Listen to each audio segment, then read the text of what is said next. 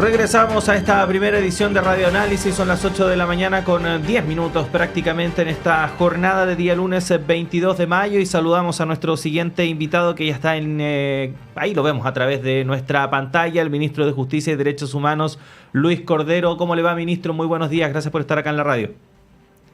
Buen día, ¿cómo están?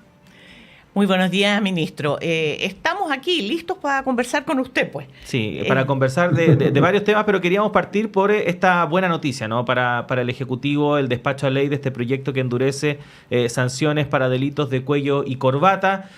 Una iniciativa que viene a dar respuesta también a uno de los temas que más se ha comentado durante los últimos años y que si uno, por ejemplo, revisa cualquier tipo de encuesta, suele repetirse, ¿no? Dentro de las demandas ciudadanas en el sentido de mayor justicia respecto de este tipo de delitos. Cuéntanos un poco, ministro, para que nuestros auditores también comprendan en qué consiste esta ley y qué básicamente permite realizar a partir de ahora. Bueno, es una ley que se aprobó el lunes pasado, se despachó del Congreso, después de un trámite que comenzó en enero del 2020, y si uno tuviera que sintetizar, lo que hace es fundamentalmente sancionar severamente la criminalidad económica. Las particularidades de la criminalidad económica hacen que tenga o deba tener un tratamiento distinto a la criminalidad común.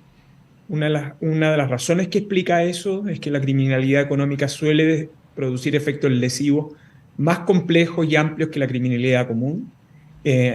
Y entre otras cosas, el modelo que nosotros teníamos hasta ahora era un modelo de dispersión de delitos económicos en diversas leyes, con régimen de pena muy distintas, con penas muy bajas en general, y en segundo lugar, con un régimen de sanciones que no permitía entonces pesquisar las rentas indebidamente percibidas por este tipo de delito. Ahora, la consecuencia de tener un sistema así provocaba fundamentalmente que los denominados delitos de cuello y corbata implicaran que las personas que los cometían no fuesen a la cárcel y que después de sacar las cuentas, al final del día parecía más conveniente cometer esos delitos que no cometerlos.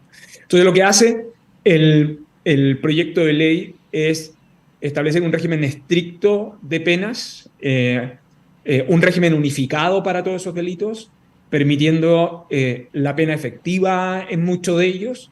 En segundo lugar, establecer un régimen de inhabilidades específicas para las personas que cometen este tipo de delitos, no solo las generales como la inhabilitación para ejercer cargos públicos, sino que también unas específicas como la inhabilitación que incluso puede llegar a ser perpetua para desempeñar cargos gerenciales o para contratar con el Estado.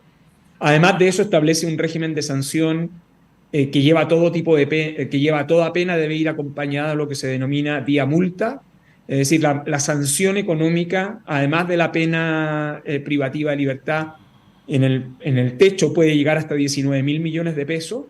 Y por último, permite el comiso de las ganancias ilícitamente obtenidas. Estas dos últimas figuras lo que esencialmente buscan es pesquisar todo el beneficio económico que una persona o una empresa pudiese obtener producto de la comisión de este tipo de delitos, en el fondo, ¿no? ¿Y por qué son tan relevantes o por qué son tan sensibles para la población?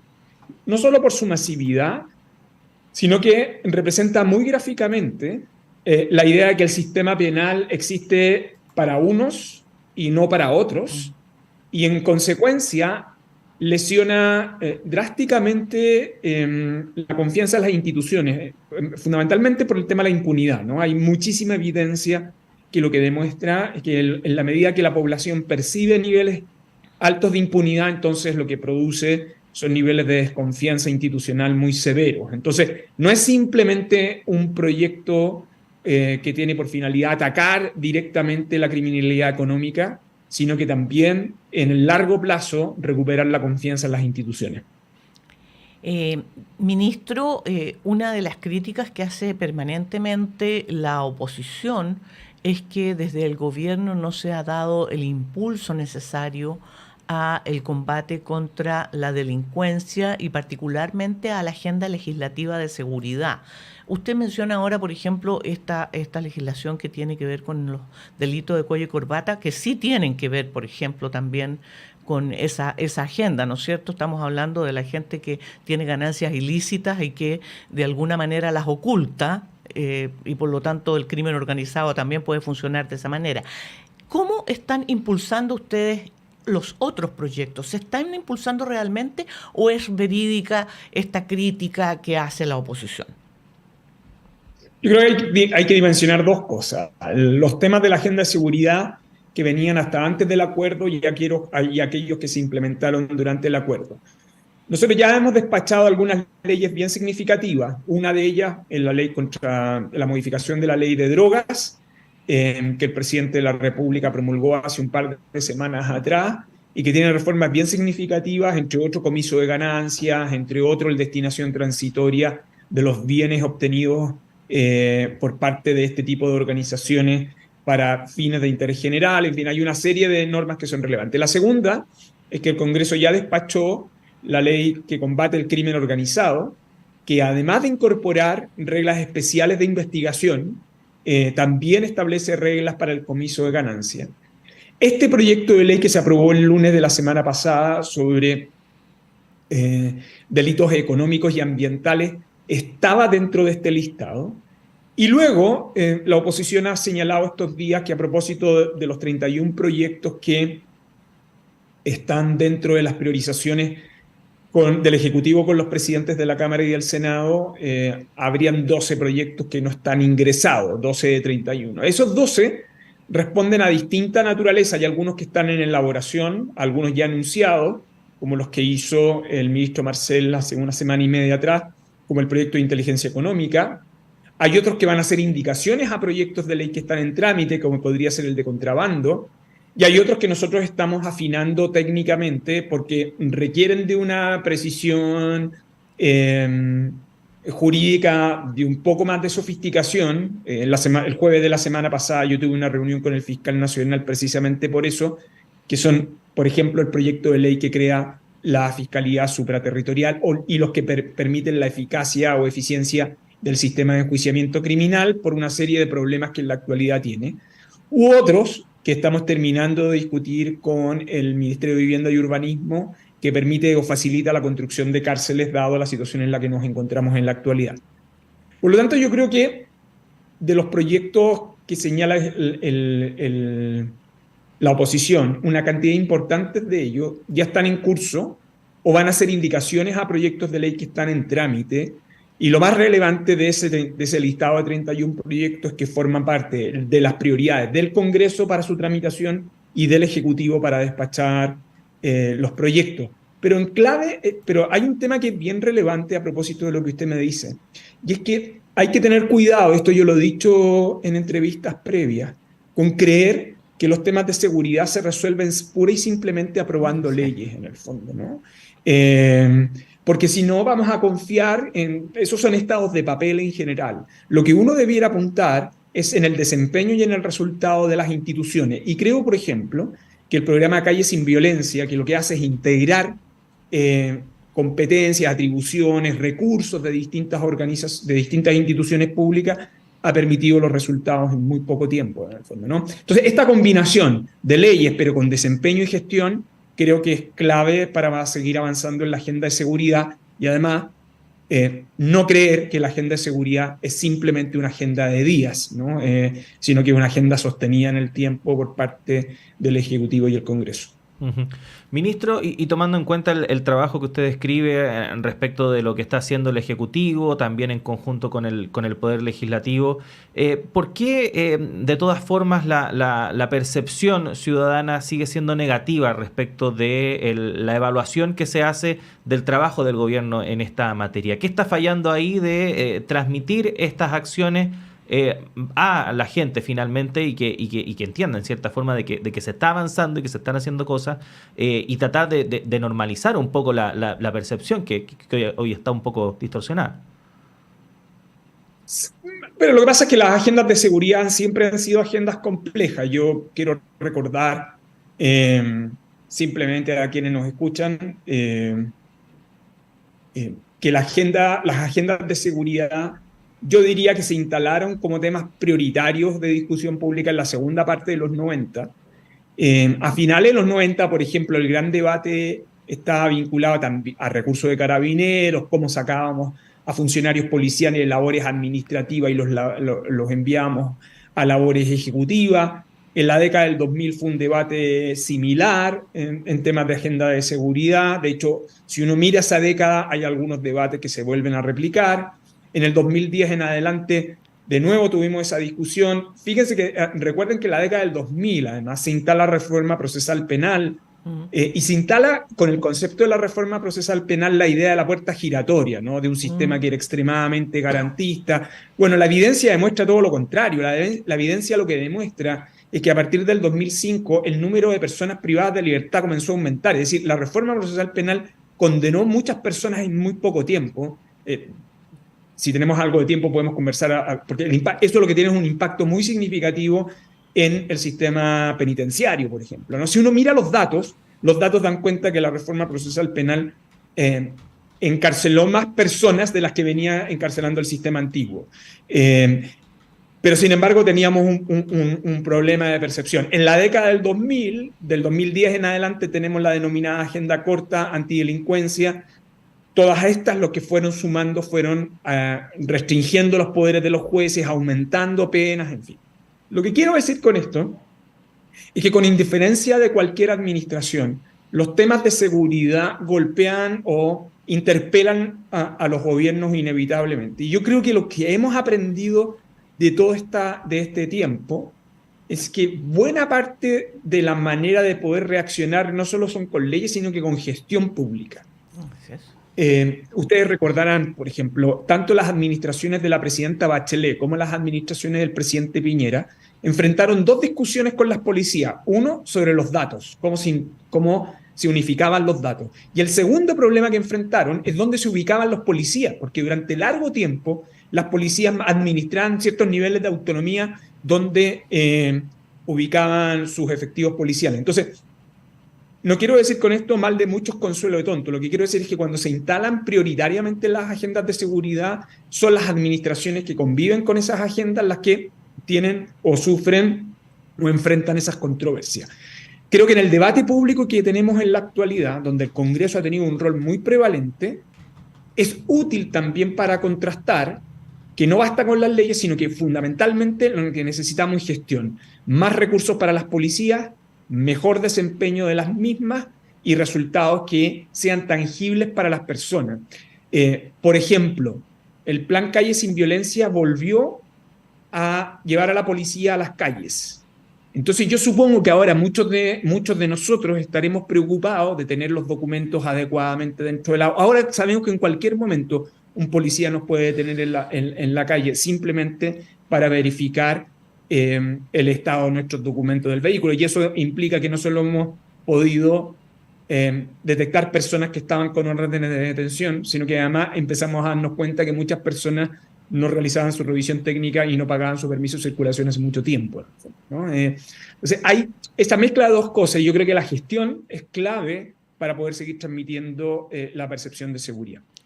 Ministro, usted acaba de apuntar a algo que en los últimos días, por lo menos en distintas conversaciones he escuchado. Es la gestión, dicen todos. Es la gestión. Acá hay que mejorar la gestión. Dos preguntas le quiero hacer porque después se nos acaba el tiempo y me quedo con las puras ganas. Uno, cómo se mejora la gestión en general, qué elementos hay que empujar para que esa gestión sea efectiva. Y usted mencionó el tema penitenciario, ministro, que es un tema muy relevante y que hoy día pone en la discusión, ¿vamos a construir más cárceles nomás? ¿Qué vamos a hacer al respecto? Chile tiene una particularidad, en esto yo no voy a hacer juicios de mérito porque me parece que es la descripción de cómo nosotros reaccionamos. El sistema institucional chileno es punitivo, es decir, reacciona habitualmente con penas y aumento de penas, de cárcel en general. Para que ustedes tengan un orden de magnitud, nosotros, yo lo he dicho en otras entrevistas, el número de plazas disponibles en el caso de Chile en su sistema penitenciario es de alrededor de 42.000. Ese número no ha variado desde el año 2012, por distintos tipos de motivos. Y además, nuestro plan de infraestructura el que, el que se ha avanzado o el que se ha detenido cuando uno quiere observar el ciclo de esta última década, es el plan de infraestructura de finales de los 2000, más o menos. Lo segundo es que nuestro país administró ese número, no con mucha presión por aumentar su número de plazas hasta aproximadamente el año 2021, donde tuvo un número de privados de libertad de alrededor de 41.000 personas. Pero del 2021 a 2022 pasamos de 41.000 a 46.000. Y en lo que va de este año ya estamos llegando a un número de cerca de 49.500, que era el número que nosotros teníamos la semana pasada. El número crítico para el caso chileno, por su número de disponibilidad de plazas, son 52.000. Es decir, hoy día nosotros ya tenemos una gran cantidad de penales con sobrepoblación o hacinados. Entonces, ¿cuál es el tema? El tema central es que se nos olvida por un momento que si queremos ser eficientes en la reacción contra la delincuencia y en los temas de seguridad, uno debe preocuparse también del sistema penitenciario. No solo, esto es relevante, no solo por el número de plazas, porque si no sería relativamente como, no simple, pero sería como muy lineal decir, ok, necesitamos más cárceles, ¿no? El problema además es que esas personas van a cumplir sus condenas y sin un programa adecuado de reinserción, la probabilidad de reincidencia en el corto plazo es muy alta. O sea, lo que quiero decir es que nosotros podemos engañarnos fácilmente con creer con que enviando personas a la cárcel resolvemos nuestros problemas de seguridad. En verdad, seguimos postergando esos problemas de seguridad, como los problemas de seguridad sigan rotando. La idea central es que usted debiera buscar que las personas que enfrentan el sistema legal, que son condenados en el sistema penal, tengan genuinas alternativas para que no vuelvan a delinquir en el corto, en el mediano y ojalá en el largo plazo, ¿no? Entonces, el problema que cuando usted tiene un sistema penitenciario muy congestionado, afecta derechos fundamentales de las personas que están en su interior, incluyendo el personal de gendarmería, ¿no? O sea, que hay que tenerlo muy claro. La gente, los funcionarios de gendarmería están dentro de esos penales. Segundo, degrada la infraestructura, porque como tiene mucha congestión, tiene pocas posibilidades de tener reparación de infraestructura. Tercero, los servicios básicos, usted comprenderán que dentro de la cárcel estallan, sencillamente. Y enseguida se hace menos probable los programas de reinserción por el volumen de personas y las capacidades de poder desarrollarlos. Entonces, claro, hablar de reinserción probablemente no es algo que en el corto plazo haga mucho sentido para muchas personas, pero en el largo plazo sí es extremadamente relevante. Si no basta solo con tener plazas disponibles, lo que uno debe tener es un sistema penitenciario que permita la reinserción. Mire, hoy día Gendarmería tiene alrededor de 20.000 funcionarios. Solo 4.000 están dedicados, son funcionarios civiles y 2.000 de ellos enfrentan directamente o están dedicados a temas de reinserción. Ese es un número que nosotros debiéramos aumentar la oferta, debiéramos permitir mayores alianzas público-privadas, no solo para tener centros penitenciarios, sino que además para permitir reinserción. De lo contrario, nos vamos a engañar, porque si no el circuito de delincuencia va a seguir rodando y por lo tanto vamos a seguir teniendo los problemas de seguridad. Problemas de seguridad que enfrenta todo tipo de sociedad, que después de la pandemia se ha hecho muy visible en buena parte de los países del mundo y sus altos niveles de violencia.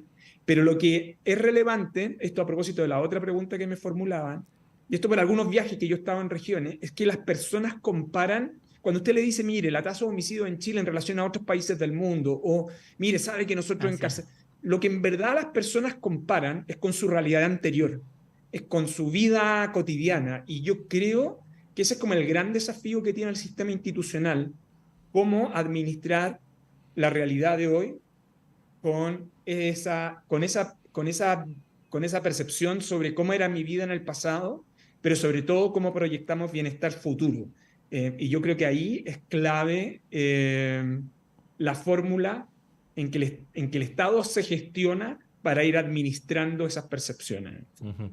Estamos conversando con el ministro de Justicia y Derechos Humanos, Luis Cordero. Ministro, le voy a pedir disculpas de antemano porque voy a abusar de su capacidad de síntesis, pero también le voy a hacer un par de preguntas a propósito de dos temas que no queríamos dejar afuera. Primero, respecto de las ISAPRES. Ayer se conoció una encuesta de CADEM que señala que el 73% de los encuestados, un número bastante importante, está en desacuerdo con que se apruebe una ley que revierta el fallo de la Corte Suprema y se perdone el pago de las ISAPRES a los afiliados. Eso en primer lugar. Y segundo, respecto de los dichos que vienen hoy en el Mercurio del director del Registro Civil respecto de un problema cultural a propósito de las filas y los atochamientos que se producen en el sistema. ¿Qué podríamos decir de esas dos cosas?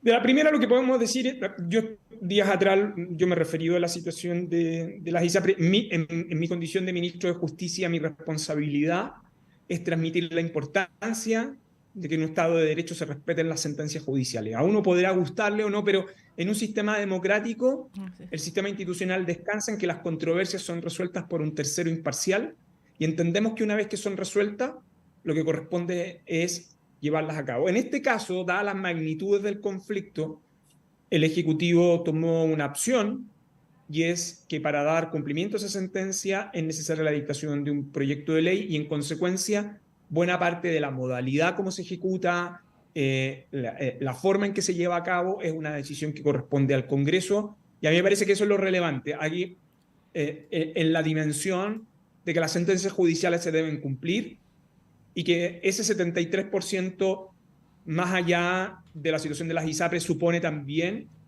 o puede proyectar también una convicción de que las sentencias en una sociedad como la chilena se deben cumplir, ¿no? El contexto de cómo se va a desarrollar ese proceso, creo que lo relevante es que hoy día está en el Congreso y que nadie duda que hay una sentencia judicial que debe cumplirse. A mí me parece que entre medio de toda la controversia, tener claridad sobre eso también refleja el respeto a las instituciones que tiene la sociedad chilena. Sobre lo segundo, yo le digo la entrevista del director, el director dio una entrevista en el contexto de todo lo que está haciendo el registro civil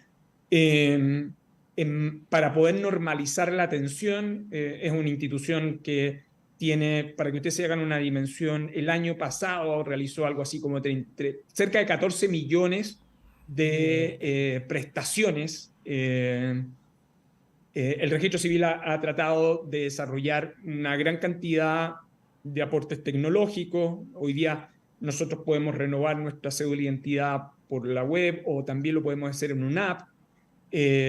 Probablemente no hemos realizado toda la comunicación pública efectiva para que las personas realicen, en el caso de la cédula de identidad, esa actividad por ese medio, y ha tenido que luchar con el tema de las filas. Yo entiendo que la declaración del director se da en un contexto, probablemente yo creo que esa expresión no revela lo que probablemente él quería expresar y lo que ha realizado el registro civil, pero yo sí me quedaría con algo que no tiene que ver con esa declaración, sino que con algo que trasunta a esta entrevista y que se refleja en esa situación del registro civil. La pregunta es por qué las personas igualmente desean ir a la oficina del registro civil, y probablemente es porque nosotros no hemos generado la confianza de que el sistema de agendamiento, más allá de los conflictos que tienen, ¿no? Y que hemos tenido, porque además aquí, entre medio de la pandemia, sucedió se traspapelaron dos modelos de agendamiento que está resolviendo el registro civil, con una colaboración además del laboratorio de innovación del gobierno de la Universidad Católica. Lo que yo creo que es clave es cómo transmitir la confianza en las instituciones. Si usted desconfía del sistema de agendamiento, entonces las personas igualmente van a ir a la fila. Entonces hay un tema, ¿no?, más que tenga que ver con las prácticas idiosincráticas de las personas, tiene que ver fundamentalmente en cómo el Estado transmite la confianza de que los medios que está dejando a disposición de los ciudadanos son medios que son útiles y que no se van a prestar para malos entendidos. Y esto, por cierto, suponen transformaciones, y esas transformaciones no son simplemente tecnológicas. esas transformaciones suponen también la capacidad que el Estado tiene de comunicar y de generar confianza en los ciudadanos. Ustedes recordarán, ustedes probablemente, ustedes dos son muy jóvenes, pero cuando hicimos la transformación... Muchísimo mayor que usted, ministro. Bueno, yo creo que es mucho más joven que yo. Se lo agradezco. Pero cuando hicimos la transformación en la década del 90, cuando Javier Echeverría hizo la transformación digital del Servicio de Impuestos Internos, recordarán que quienes hacíamos declaraciones de impuestos en esa época había que ir a buscar el formulario. O sea, era una cosa que podía ser completa y absolutamente traumática. Nadie duda hoy día de que usted pueda hacer su declaración de impuestos. Es más, aquellas personas que no tienen complejidades, la autodeclaración en el Servicio de Impuestos Internos opera con un nivel de confianza y de fidelidad que ya se lo quisiera cualquiera. El registro civil tuvo un proceso de modernización, es un proceso de modernización que ha tenido altos y bajos, y enfrenta hoy día el gran desafío de transmitir la confianza de que su gestión digital es adecuada. Y yo creo que ese es finalmente el rol del registro. Y yo creo que no solo el rol del registro civil, creo que también es una enseñanza para todas las instituciones que tienen atención masiva. O sea, la única posibilidad de que nosotros como Estado podamos transmitir confianza en las personas como usuarios de esos servicios públicos es que esos sistemas de prestación funcionen adecuadamente, ¿no? Y yo creo que finalmente esa era la impresión que me parece que quería. El director del registro civil estaba probablemente transmitiendo todo lo que se ha hecho. Hay una expresión que yo creo que pudo haber sido inadecuada, pero creo que lo clave tiene que ver en cómo las instituciones vuelven a retomar la confianza de los ciudadanos, de las personas en general, en las acciones que realizan. Ministro, sin duda necesitamos conversar con usted nuevamente porque se nos hizo muy breve, muy cortito el tiempo. Nos quedaron varios temas en el tintero, pero le queremos agradecer muchísimo el que nos haya destinado estos minutos. Que tenga muy buen día. Muchas gracias. Igualmente, que esté muy bien. Muchas gracias, ministro. Son las 8:36. Tenemos que hacer rápidamente una pausa. Ya regresamos con más noticias acá en Radio Análisis.